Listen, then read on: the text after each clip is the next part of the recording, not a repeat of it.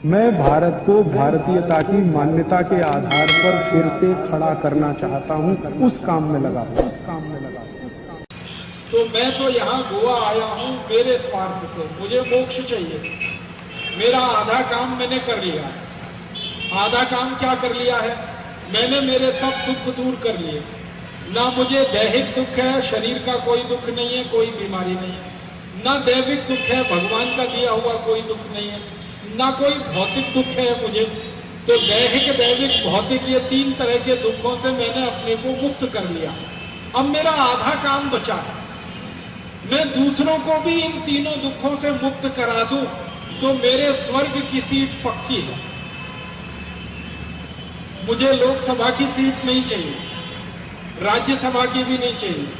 ये लोकसभा राज्यसभा की सीटें तो क्षणिक हैं, 2-4 साल की हैं। मुझे स्वर्ग की सीट चाहिए जो पक्की है, और स्वर्ग जाना है। अब स्वर्ग जाना है तो मुझे आपकी मदद चाहिए। आप क्या मदद करेंगे? जल्दी से आप सब अपने दुखों को दूर कर लीजिए, तो मैं भगवान जी के यहाँ एप्लीकेशन देना चाहता हूँ। मेरे दुख तो दूर हो गए हैं, अब आप अपने दुख दूर कर लीजिए, मेरा काम बन जाएगा। इसलिए मैं गोवा आया हूं। अब आप अपना दुख दूर कैसे करेंगे? आप हमारे योग प्राणायाम की कक्षाओं में आ जाइए, आपके दुख दूर हो जाएंगे।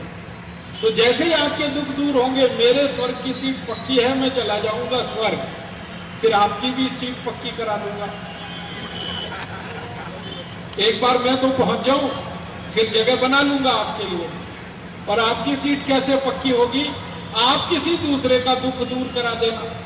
आप योग प्राणायाम सीख के अपना दुख दूर कर लेना, फिर दूसरों के दुख आप दूर करा देना, तो आपकी भी स्वर्ग की सीट पक्की है। तो मैं स्वर्ग पहुंच गया, आप भी स्वर्ग आ जाना मेरे पीछे पीछे, हम सब वहीं इकट्ठे हो जाएंगे। और सुना है स्वर्ग में कुछ काम नहीं है, दिन रात सब खाली बैठना पड़ता है। तो दिन रात खाली बैठ के क्या करेंगे? वहीं योग प्राणायाम की कक्षाएं लगाएंगे, इंद्र को सिखाएंगे, उसके चेले चपाटों को योग प्राणायाम सिखाएंगे। ये करना है हमको, और इसी के लिए भारत स्वाभिमान का अभियान है। और भारत स्वाभिमान का अभियान इस परंपरा को सार्थक बनाने के लिए है। सर्वे भवन्तु सुखिनः, सर्वे सन्तु निरामया, सर्वे भद्राणि पश्यन्तु, मा कश्चित् दुःखभाग् भवेत्। आप योग सीखें, प्राणायाम सीखें, अपने जीवन को निरोगी बनाएं, स्वस्थ बनाएं। ऐसी भावना लेकर मैं आपके पास आया। ईश्वर आपको इसमें जरूर मदद करेगा अगर आप मन में संकल्प लेकर आगे बढ़ेंगे। एक छोटी सी आखिरी बात आपसे और करनी कि योग प्राणायाम सीखकर आप अपने को स्वस्थ बनाएं, निरोगी बनाएं। आयुर्वेद हमारे देश में एक बड़ा पुराना चिकित्सा शास्त्र है जो ये कहता है कि कोई भी व्यक्ति चाहे तो जीवन भर सुखी रह सकता है, निरोगी रह सकता है, रोग मुक्त रह सकता है। तो जीवन भर कोई व्यक्ति निरोगी रहे, सुखी रहे, निरोगी रहे, सुखी रहे जीवन भर, इसके लिए हमारे देश में चिकित्सा शास्त्र है जिसका नाम है आयुर्वेद। योग और प्राणायाम आयुर्वेद का ही सहयोगी है। तो मैं आप सभी गोवा के नागरिकों को आयुर्वेद चिकित्सा शास्त्र के 2-3 सूत्र कहना चाहता हूं जिनको आप अपने जीवन में अपनाएं और हमेशा के लिए आप निरोगी हो जाएं। आयुर्वेद पूरी दुनिया का अकेला चिकित्सा शास्त्र है जो ये कहता है कि किसी भी व्यक्ति को रोगी होने की आवश्यकता ही नहीं है, हर व्यक्ति निरोगी हो सकता है। तो आप बोलेंगे क्या करना है? इसके लिए अपने जीवन में एक बात को ध्यान रखना है कि आपके शरीर में वात, पित्त और कफ ये 3 तरह के कषाय हैं, इनको संतुलित रखिए तो जीवन में कभी कोई रोग आएगा नहीं। वात, पित्त, कफ तीनों को अगर आपने संतुलित कर लिया तो आपके जीवन में कभी बीमारी आएगी नहीं, रोग आएगा नहीं। योग प्राणायाम करें वो तो अच्छी बात है, इसके साथ बोनस की बात बता रहा हूं आपको। योग प्राणायाम समझ लीजिए सैलरी है और आयुर्वेद बोनस है। इस बोनस में 2-3 बातें हैं, वो ध्यान रखें। जीवन भर वात, पित्त, कफ आपका संतुलित रहे तो क्या करें इसके लिए? तो आयुर्वेद चिकित्सा शास्त्र में कहा गया कि बात को जिंदगी भर संतुलित रखने के लिए शुद्ध तेल खाएं। जो तेल आप खाते हैं वो शुद्ध खाएं। तेल कौन सा खाते हैं? हो सकता है आप नारियल का तेल खाते हो सकता है मूंगफली का शेंगदाने का तेल खाते हो सकता है आप तिल का तेल खाते हो सकता है आप सरसों का तेल खाते हो। कोई भी तेल आप खाते हो वो शुद्ध खाएं। जीवन भर बात आपका संतुलित रहेगा शुद्ध तेल खाने से। तो आप बोलेंगे ये शुद्ध तेल और अशुद्ध तेल का क्या अंतर है? ये शुद्ध तेल और अशुद्ध तेल का मामूली सा अंतर है, और वो मामूली सा अंतर है वो ये कि आप जो बाजार से तेल खरीद कर लाते हैं वो डब्बा बंद है, और ये जो डब्बा बंद तेल है इसको आजकल कहते हैं रिफाइंड तेल, डबल रिफाइंड तेल, ट्रिपल रिफाइंड तेल।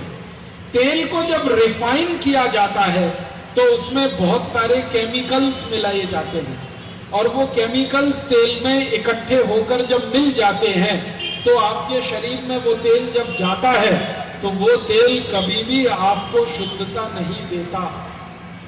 रिफाइंड तेल शुद्ध नहीं होता, डबल रिफाइंड तेल और भी ज्यादा शुद्ध नहीं होता। तो आप ये जो रिफाइंड और डबल रिफाइंड तेल खाते हैं ये आप खाना बंद कर दीजिए, शुद्ध तेल खाइए। शुद्ध तेल का मतलब शेंगदाना लेके जाइए और तेल निकालने वाले किसी मशीन में दीजिए, तेल निकालकर जो देगा वो शुद्ध तेल। नारियल लेके जाइए, तेल निकालने वाली मशीन से उसका तेल निकलवाइए, वो तेल खाइए, वो शुद्ध तेल है। तिल लेके जाइए और उसका शुद्ध तेल निकलवाइए, वो खाइए, वो शुद्ध तेल है। ये शुद्ध तेल और रिफाइंड तेल का एक अंतर समझाना चाहता हूं। तेल को जब रिफाइन किया जाता है तो उसका जो चिकनाई वाला पदार्थ है वो निकाला जाता है, और विज्ञान की भाषा में अगर मैं आपको सरल बात समझाऊं वो ये कि तेल का जो चिकनाई वाला भाग है वही सबसे ज्यादा प्रोटीन युक्त होता है। तेल में जो प्रोटीन है वो उसके चिकनाई वाले भाग में होता है, और जब रिफाइन करने के नाम पर तेल से वो चिकनाई निकाल ली जाती है तो प्रोटीन तेल का खत्म हो जाता है, और बिना प्रोटीन का तेल पानी से भी ज्यादा खराब होता है। इसलिए आप तेल खाइए, शुद्ध खाइए। तो आपके मन में एक डर पैदा हो जाएगा जो हमारे एलोपैथी चिकित्सकों ने पैदा कर दिया है कि अगर चिकनाई वाला तेल खाएंगे तो हार्ट अटैक आएगा। मैं आपको जानकारी देना चाहता हूं कि हमारे शरीर में दो तरह की चिकनाई होती है जिसको डॉक्टर लोग फैट्स कहते हैं। एक तो अच्छा फैट होता है और एक तो बुरा फैट होता है। अच्छा फैट है जिसको HDL कहते हैं, हाई डेंसिटी लिपोप्रोटीन, और बुरा फैट है जिसको LDL कहते हैं, लो डेंसिटी लिपोप्रोटीन। ये जो चिकनाई युक्त शुद्ध तेल होता है इससे HDL बढ़ता है, और HDL बढ़ना ही चाहिए। और ये रिफाइंड और डबल रिफाइंड तेल होता है, इससे LDL और VLDL बढ़ता है, और LDL कभी भी नहीं बढ़ना चाहिए। तो आप अगर शुद्ध तेल खाएंगे तो HDL अच्छा रहेगा, और जिनका HDL अच्छा रहता है उनको जिंदगी में कभी हार्ट अटैक नहीं आता, कार्डियक अरेस्ट नहीं होता, ब्रेन हेमरेज नहीं होता, पैरालिसिस नहीं होता, BCO नहीं, 80 बीमारियों से आप बचते हैं अगर HDL आपका ठीक है तो शुद्ध तेल खाइए, HDL अच्छा रहेगा। और शुद्ध तेल आप जानते ही हैं, अपना शेंगदाना ले जाइए, अपना तिल ले जाइए, सरसों ले जाइए, मशीन में निकलवा कर उसको ले आइए। ये एक सूत्र मैंने कहा आयुर्वेद का।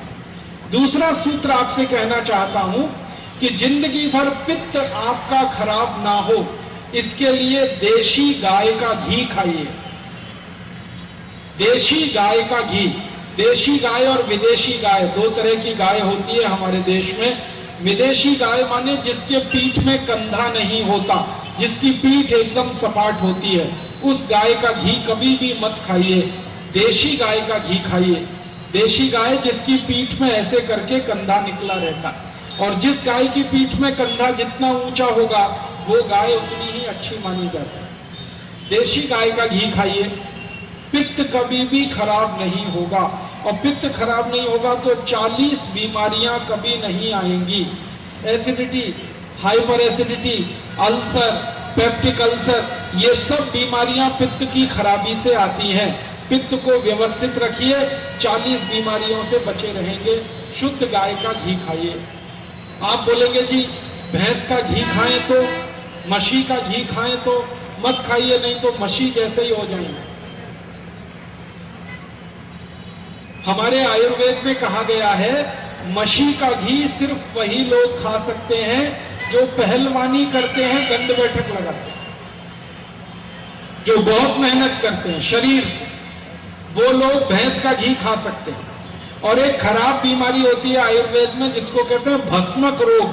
भस्मक रोग में क्या होता है, व्यक्ति को भूख बहुत ज्यादा लगती है, अभी 15-20 रोटी खाएगा, आधा घंटे में और 15-20 रोटी खा जाएगा, ऐसा रोग भस्मक रोग। उस रोग के व्यक्ति को मशी का घी खाना चाहिए, पहलवानी करने वालों को मशी का घी खाना चाहिए, बाकी सब लोगों को गाय का घी ही खाना चाहिए। तो गाय का घी खाइए, पित्त आपका ठीक रहेगा, 40 रोगों से बच जाएंगे। और तीसरा और आखिरी सूत्र है आयुर्वेद का, कफ के रोगों से बचना है अगर जिंदगी भर, तो चीनी कभी भी मत खाइए, गुड़ खाइए। ये जो चीनी है ना, शुगर, ये कफ को विकृत करने वाली सबसे खतरनाक चीज है जो आपके घर में है। चीनी खाते ही कफ की विकृति शुरू होती है और कफ की विकृति से 28 रोग आते हैं।